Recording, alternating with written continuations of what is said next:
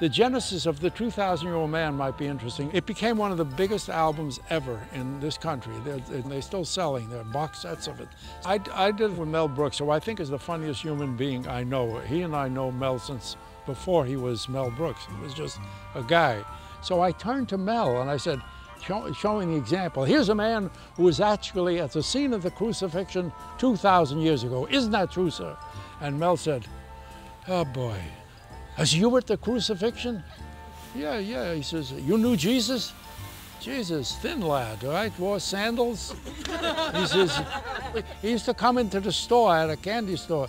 He never bought anything. He always asked for water. But he always came with 12 other guys walking in the store. I said, that was the beginning of a thing that we did at parties. For 10 years, we only did it at parties. And then somebody said, you gotta do it someplace. So we went to a party someplace, and there was a great comedian, a guy named George Burns, who says, is that on record? We said, no. He says, put it on record, I'm gonna steal it.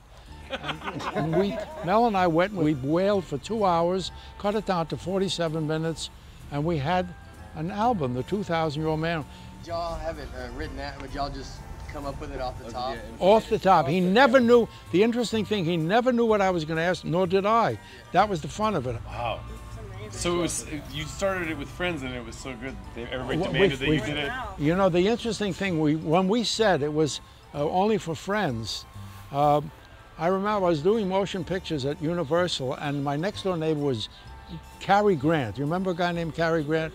Well, I had the first album we made, and I said, Cary, you listen to this. And he listened, and he came back, and he says, that's very good. And he says, can I have a dozen? I said, a dozen? He says, I'm going to England. I said, you're going to take this to England? He says, they speak English there, you know. So, and this is true, and we're worrying whether it's going to be translated for people, you know, whether Gentiles are going to understand it. He comes back a couple weeks later, and he says, she loved it. I said, who? He's the Queen Mother. I said, you played it for the Queen and the Queen and the Queen Mother. He says, in Buckingham Palace, they were all laughing.